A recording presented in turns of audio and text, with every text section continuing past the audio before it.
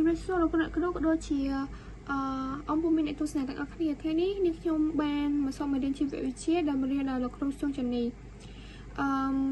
ទី1រុក្ខជាតិអង្គស្ប៉ែមគឺជារុក្ខជាតិដែលមានគ្រាប់ហើយគ្រាប់របស់វាការពារដល់សម្បករុក្ខជាតិអង្គស្ប៉ែមហ្នឹងវាជាជាពីរថ្នាក់គឺ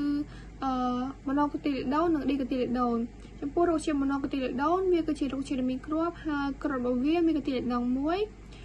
រុក្ខជាតិឌីកូទីលីដូនគឺជារុក្ខជាតិដែលមានគ្រាប់ហើយគ្រាប់របស់វាមានកូទីលីដូន2ចំពោះរុក្ខជាតិឬមាននីតិដឹកនាំទឹកនិងបោះខនិចពីដើមទៅកាន់ស្លឹករុក្ខជាតិដើម្បីធ្វើរស្មីសំយោគបង្កើតសមាធិសរីរាង្គគឺក្លូយកូ